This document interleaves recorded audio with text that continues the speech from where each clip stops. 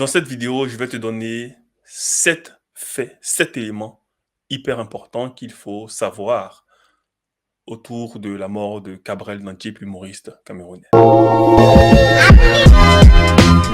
Jambo Tep à tout le monde, Miangozi Motep, je suis le guide spirituel du temple kémite Père Ankh Mahat Djawoutia Seta, qui est basé à Paris. Il y a 2 jours, comme tout le monde, en défilant sur les réseaux sociaux, je suis tombé sur une information assez triste. D'accord? La mort de l'humoriste Gabriel Nandjib. Spirituellement, j'ai tout de suite compris qui était ce personnage spirituellement. Parce que quand vous voyez quelqu'un, vous pouvez lire à travers leur comportement, à travers leur code, à travers leur regard, à travers leur parler, à travers le fond de leurs yeux. Vous pouvez lire leur âme, comprendre qui ils sont réellement.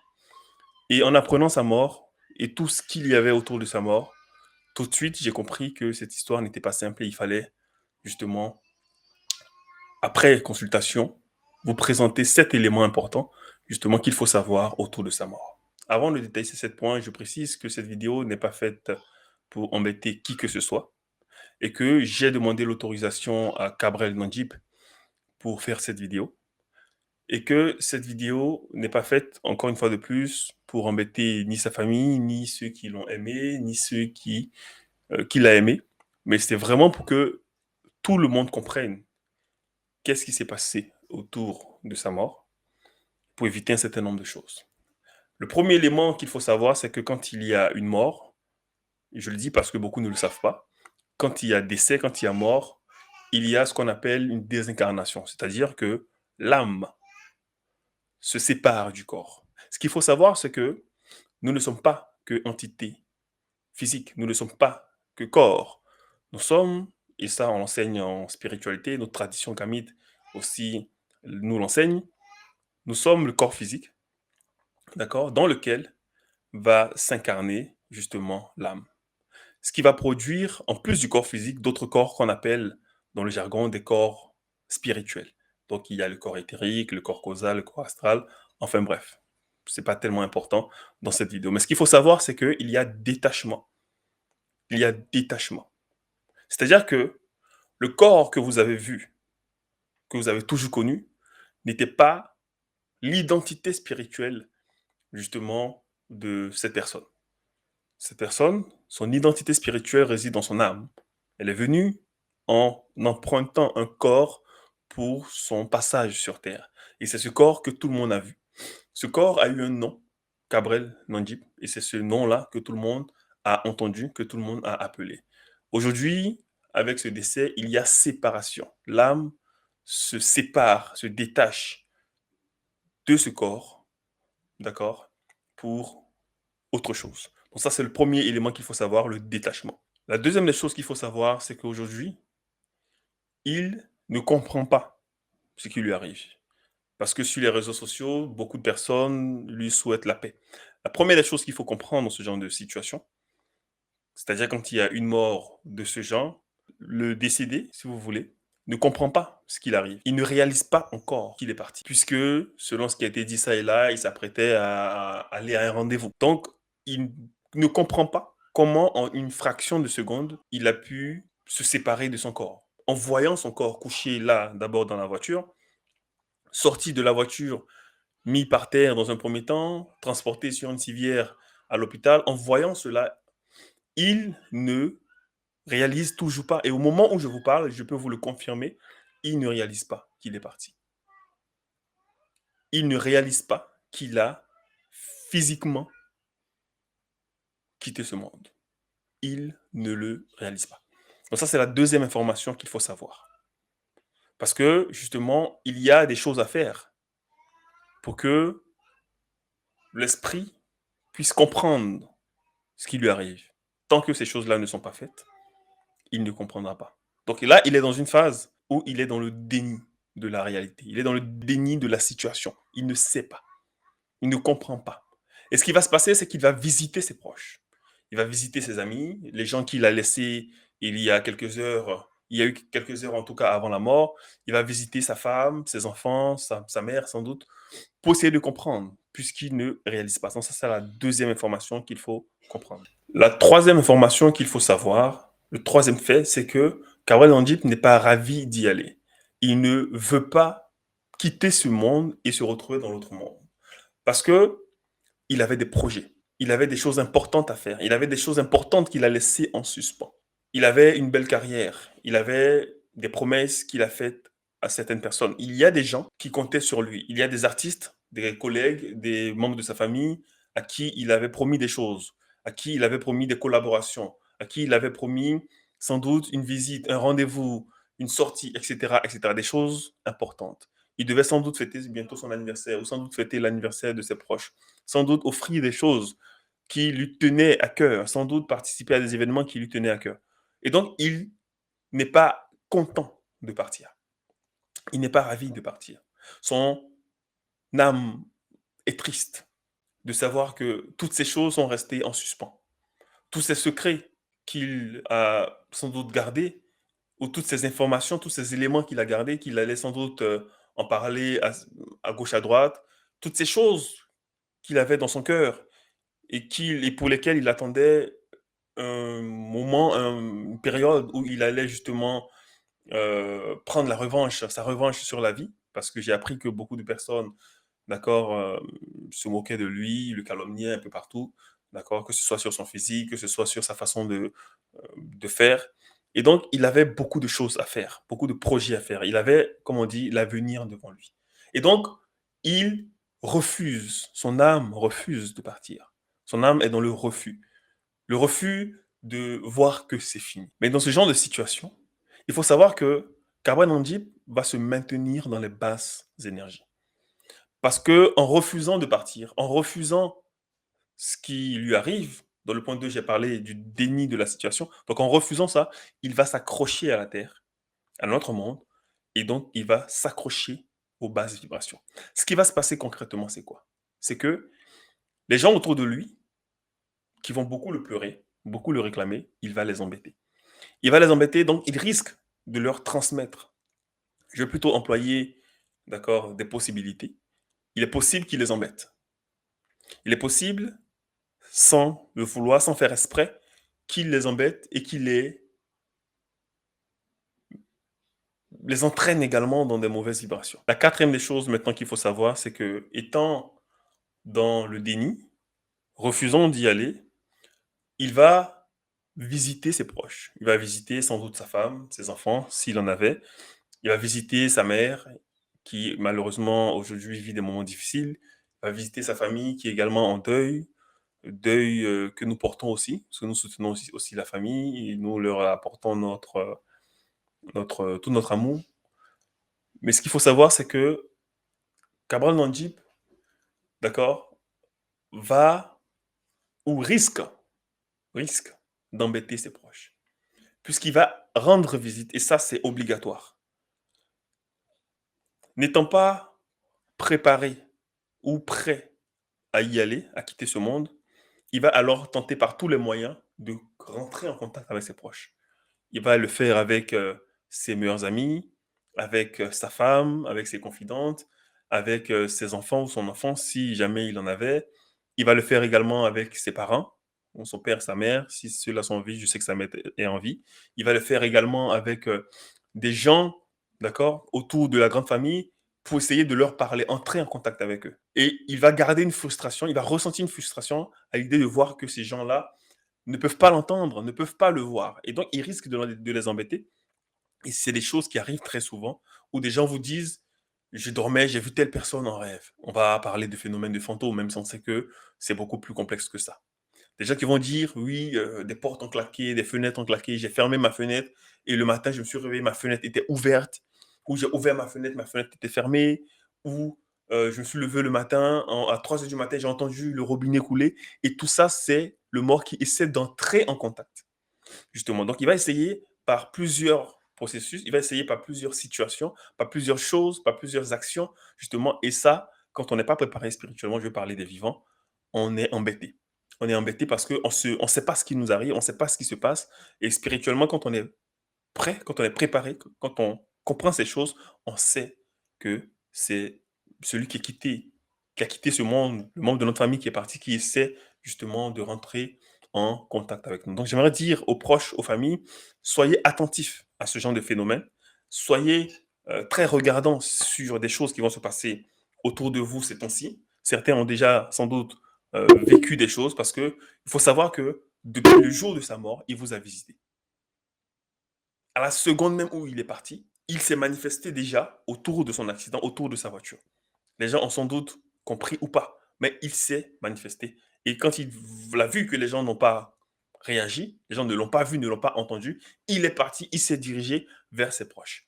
Donc, soyez très attentifs, n'ayez pas peur, d'accord? Ne fuyez pas, ne criez pas, tu es vaincu, sors de ma maison, le feu de machin. Non, il faut simplement être à l'écoute.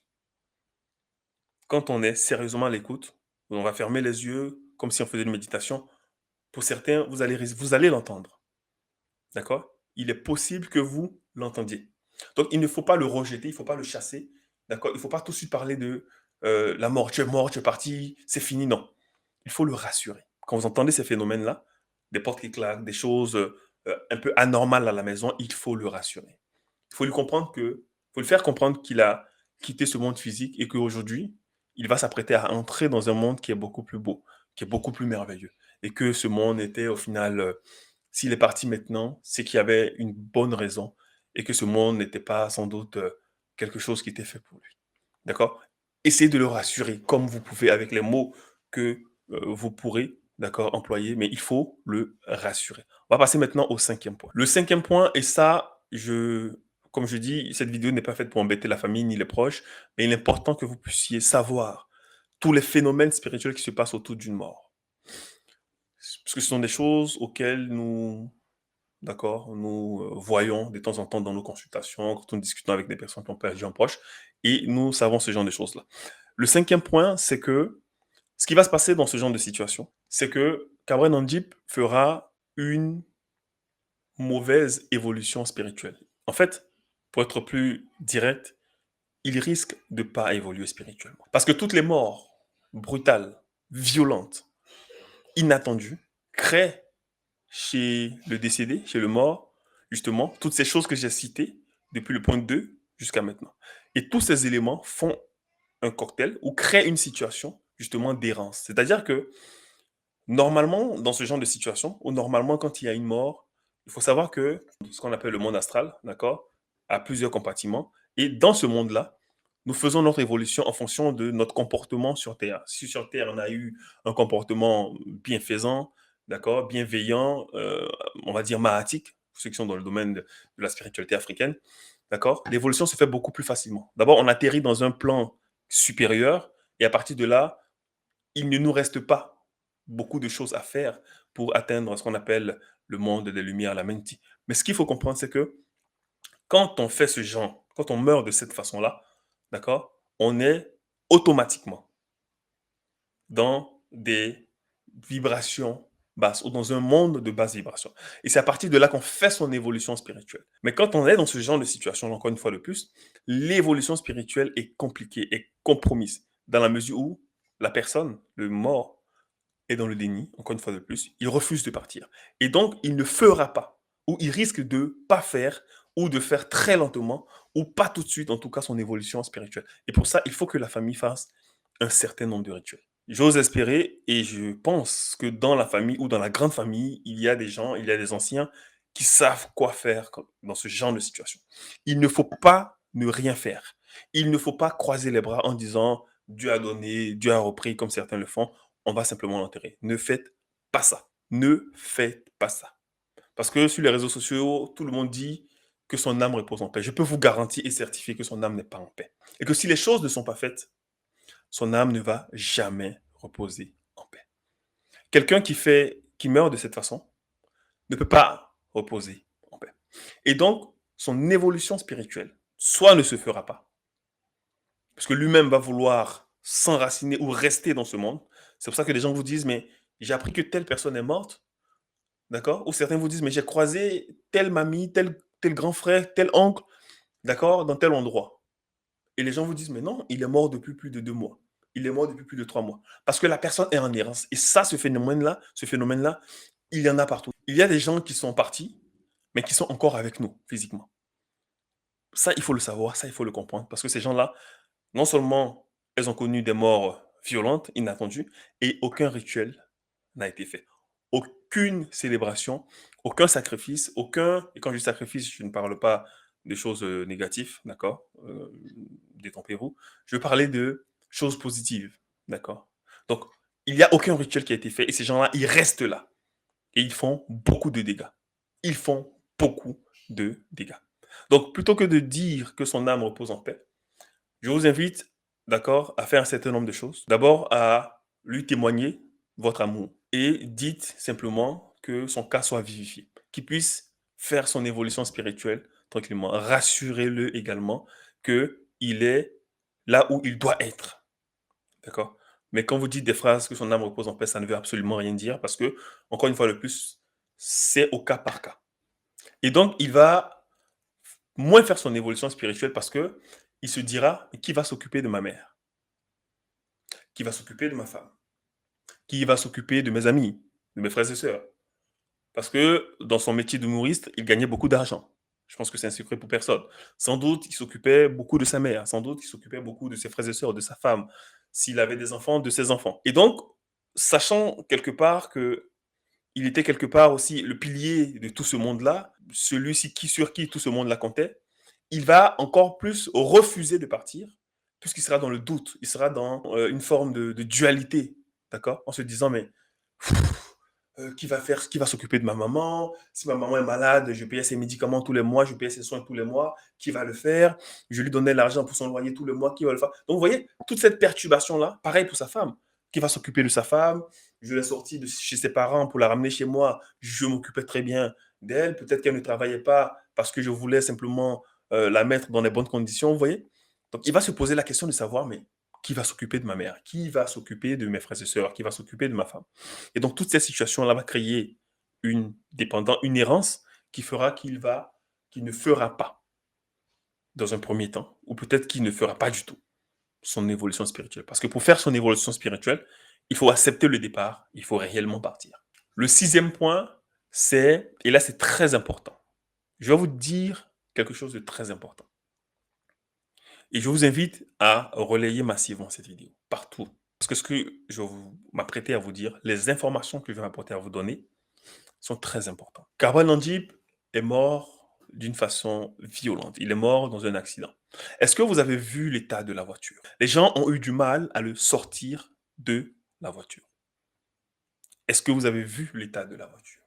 La voiture est totalement, et je pense que c'est un SUV, est totalement froissée. Parce qu'en termes de sécurité, les SUV sont censés être fiables par rapport aux citadines ou aux voitures dites berlines, les voitures de ville, d'accord, ou les voitures d'un certain confort. Le SUV est censé être blindé, à un châssis renforcé, d'accord? Mais dans le cas de Kawel Jeep, regardez comment sa voiture a été pliée, comme un bout de papier qu'on froisse. Comme je l'ai dit, les gens ont eu du mal à le sortir de la voiture. Au final, ils l'ont sorti de la voiture et je crois qu'il avait un pied, le pied droit, coincé encore dans la voiture. Tellement c'était violent. En spiritualité, que signifie ce genre de mort? Ce genre de mort n'est pas comparable à une mort par vieillesse. Mais alors pas du tout. Ce genre de mort n'est pas comparable à une mort par maladie.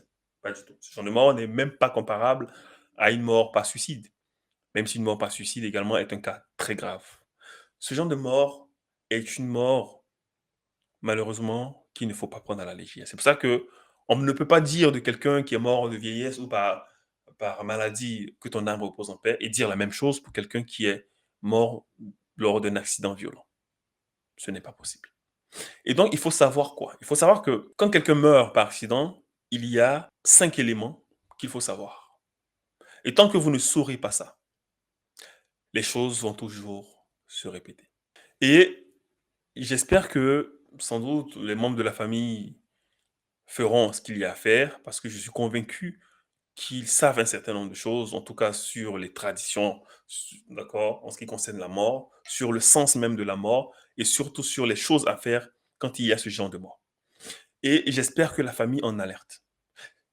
Avis à tout le monde. Si vous avez dans votre famille quelqu'un qui est mort d'accident de voiture, accident de moto, d'un accident, en tout cas, de quelque chose de très violent, il faut tout de suite être en alerte. Il ne faut pas l'enterrer rapidement comme si de rien n'était. Il faut être en alerte.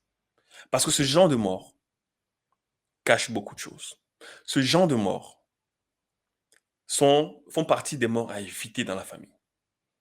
Et je vais vous donner 5 petits points, d'accord, qui expliquent ou qu'on peut retrouver autour de cette mort, qu'il faut tous et toutes savoir.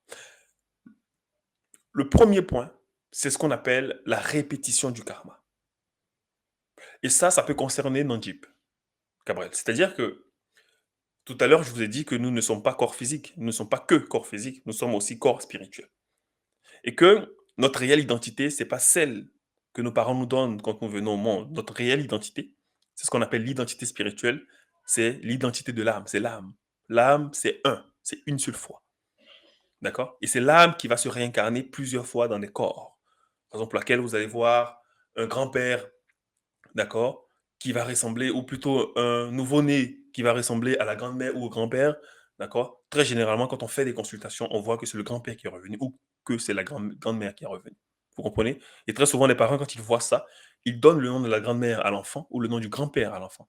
Et on voit au niveau des comportements, des habitudes, qu'il y a une similitude au niveau, d'accord, des habitudes, au niveau de la façon de faire, au niveau des traits de caractère, souvent même au niveau des grains de beauté ou des scarifications. On voit des mêmes symboles aux mêmes endroits dans les corps. Donc, c'est important de comprendre ça. Donc, la première des choses, c'est la répétition du karma.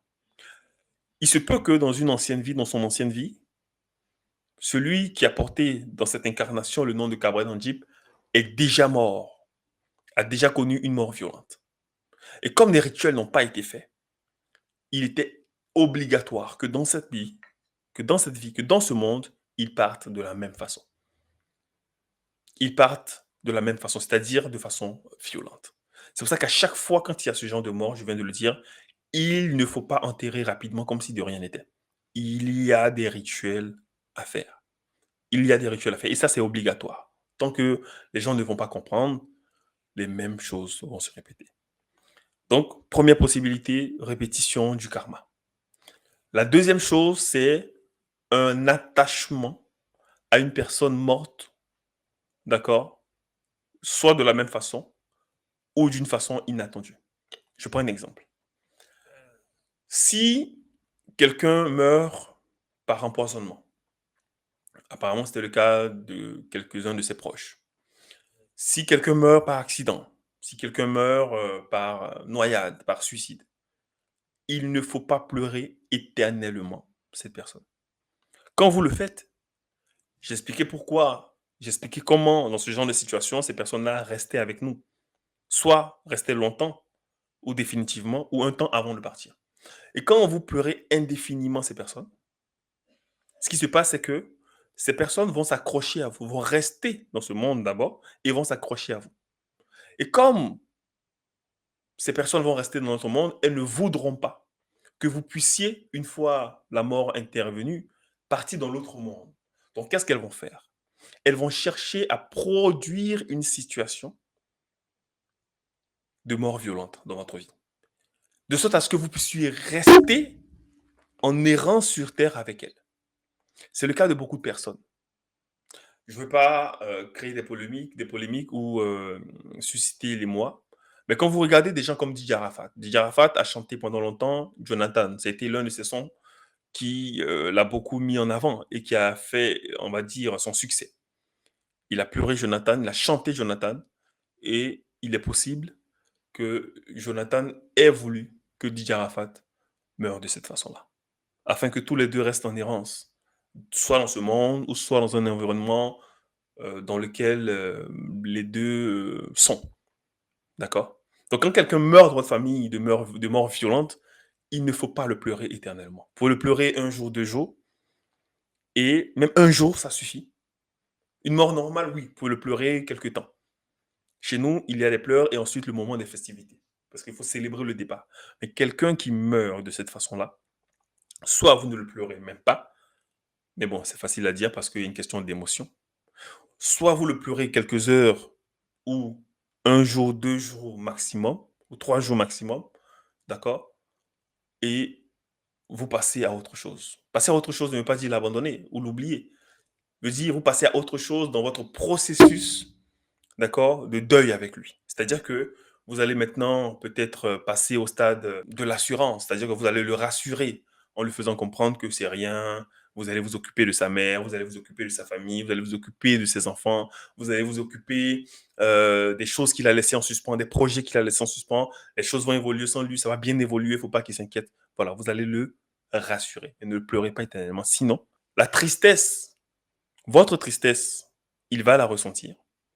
Et donc, il va se dire, elle m'aime tellement, cette personne. Elle m'aime trop. Et c'est peut-être la seule personne qui m'a démontré son amour. Alors, je vais rester avec elle.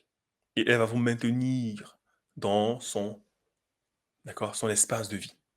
Et il est très probable que vous puissiez faire un accident de la circulation ou euh, vivre une mort violente. Donc ça, c'est très important. Le troisième élément, c'est que dans une de ses anciennes incarnations, il a connu une mort violente. Cette mort violente n'est pas forcément un accident de la circulation.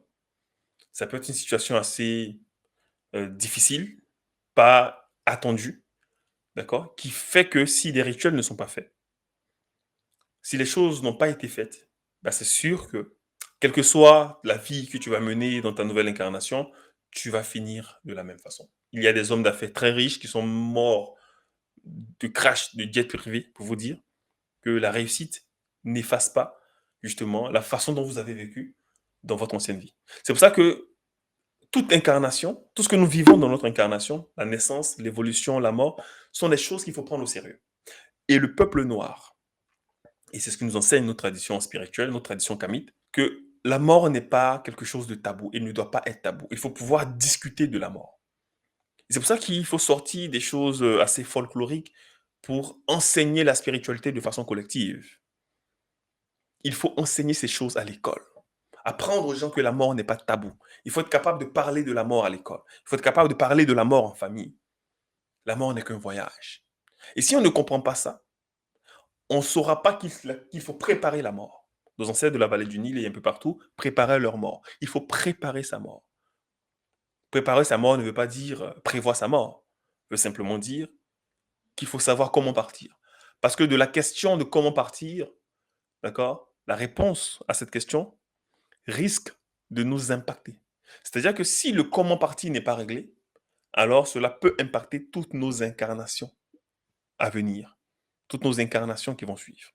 Et donc ça, c'est très important. Le quatrième point, c'est que quand il y a une mort violente de cette façon, dans 90% des cas, ces gens souffraient de problèmes émotionnels. C'est-à-dire que elles ont vécu une vie où elles n'étaient pas vraiment heureuses. Les gens voyaient une certaine joie en apparence, mais dans le fond, elles n'étaient pas heureuses. Elle n'était pas heureuse. Elle souffrait du regard des gens. Elle souffrait de ce que les gens pouvaient penser d'elle. Regardez un peu Didier Arafat. Didier Arafat, pour ses proches, tout le monde l'a vu, tout le monde, tous ceux qui l'ont connu, il souffrait. Il se sentait mal aimé. Il se sentait rejeté. Et il a dit, quelques heures avant son départ, avant sa mort, que les gens ne m'aiment pas. Ceux à qui j'ai rendu service, ceux à qui j'ai apporté beaucoup, ils font des réunions sans moi, des sorties, des dîners sans moi. Les gens ne m'aiment pas. Mais ils verront. Je vais revenir plus fort. Vous voyez? Et donc, la plupart des gens qui meurent de cette façon, d'accord, sont pas forcément émotionnellement instables, mais finissent par devenir instables, finissent par souffrir du manque d'attention, souffrir du manque euh, d'amour autour d'eux. D'accord? Donc, ça, il faut le comprendre. C'est la raison pour laquelle il faut, quand vous avez dans votre entourage, d'accord, des gens qui sont peut-être importants ou des gens qui ont une vie assez pas évidente, en tout cas, il faut toujours apporter de l'amour autour de vous. Il faut apporter de l'amour autour de vous parce que nous pouvons être les raisons, justement, de cela. Et c'est ce qui m'amène au cinquième point. Le cinquième point, c'est simplement de la jalousie. Oui, de la jalousie. Il faut comprendre que quand vous devenez une personnalité publique, quelqu'un d'important, les gens autour de vous peuvent développer de la haine, souvent sans aucune raison, peuvent développer de la médisance, de la jalousie, de la calomnie. Il est très important, d'accord, de comprendre que Dans ce genre de situation, d'accord, dans ce genre de situation, il faut se protéger spirituellement. Mais bon, ce qu'il faut savoir, c'est que autour de cette mort violente peut se cacher de la jalousie. Un excès de jalousie venant de personnes proches ou venant simplement du public, des fans, ou des gens, euh, on va dire, dans le milieu des artistes. D'accord. Et donc, quand il y a beaucoup d'énergie négative à votre encontre, de façon forte et de façon répétitive, cela va se matérialiser. Donc, physiquement, quelque chose va se passer dans votre vie. Et très souvent, ça finit par des accidents de la circulation. Ça finit par, en tout cas, des morts très violentes. C'est pour ça qu'il est important de se protéger. Et c'est la raison pour laquelle vous voyez certaines personnes, certaines personnalités publiques font beaucoup de dons. Pour ne pas dire toutes les personnalités publiques essaient de faire beaucoup de dons. Essaient de créer une espèce de contrepoids. C'est-à-dire que quand il y a des gens qui vous insultent, qui vous calomnient, qui vous jalousent, souvent pour des raisons infondées ou pour des raisons pas évidentes, derrière, il faut faire en sorte que des gens vous apprécient, des gens vous glorifient carrément, les gens vous bénissent, les gens vous apportent des messages positifs, positifs en disant il est gentil, il est bien, il est fort, c'est le meilleur, etc. Histoire de créer un contrepoids, de sorte à ce que ces énergies négatives-là, ces bombes négatives-là que les gens vont construire, créer et vous lancer ne puissent pas agir parce que les forces positives, d'accord, les bonnes choses, les bonnes vibrations vont prendre le dessus. Donc voici, d'accord, 5 éléments qu'il faut savoir quand il y a une mort violente. Le septième élément qu'il faut savoir en ce qui concerne la mort de Cameron Antibes, et ça, je vais m'adresser à tous les fans, à toutes les personnes, à tout le monde. Évitez et évitons de calomnier ou de créer des énergies négatives, d'apporter des énergies négatives, d'être des mauvaises langues quand des gens sont des personnalités publiques. Didier Arafat, c'était pareil. Des gens l'ont insulté. Il y avait des gens qui l'aimaient, il y avait des gens qui l'insultaient, qui disaient qu'il chantait du n'importe quoi. Cameron Andib, de ce que j'ai entendu, des gens l'insultaient, l'attaquaient sur sa forme, sur sa façon de faire. On le traitait de tout et n'importe quoi. On disait qu'il n'avait pas de talent et il en souffrait. Et donc, si vous n'appréciez pas la musique de quelqu'un, l'art de quelqu'un, le travail de quelqu'un, passez votre chemin. Passez votre chemin. Il faut savoir que les pensées, les paroles et les actions en spiritualité créent. D'abord, la pensée et la parole créent de l'action, créent des choses dans la vie des gens. Et donc, n'adressez aucune énergie négative, même en pensée, aux gens. Ce qui voudra dire que tous ceux qui l'ont insulté, qui l'ont calomnié, qui l'ont traité de tout n'importe quoi, sont peut-être aussi responsables de ce qui lui arrive. Donc ça, c'est un conseil pour l'humanité. C'est un conseil à donner à vous tous, à tout le monde. Si vous n'appréciez pas quelqu'un, ne le calomniez pas. Ne faites pas des réunions derrière lui. Ne le critiquez pas. Certains disent des critiques font avancer. Non, il faut savoir critiquer. Une critique doit être accompagnée ou doit être faite avec des énergies positives, non des énergies négatives. Et très souvent, des gens critiquent avec des énergies négatives en disant c'est pour son bien. Non, c'est pas pour son bien. C'est pour son mal. C'est pour son mal. Donc faites très attention à ce que vous faites. Nous sommes très souvent responsables du malheur des autres. C'était le guide Imhotep, guide du temple Kémite Perrin Mahajo Tiaseta. Je vous dis que la paix, l'amour, la force de nos ancêtres méritants vous accompagne. Faites très attention, d'accord? Et j'espère que cette vidéo sera écoutée par beaucoup de personnes. Je le souhaite, et oui, elle le sera, parce qu'il est important de comprendre un certain nombre de choses pour ne plus que les choses se répètent. En coup de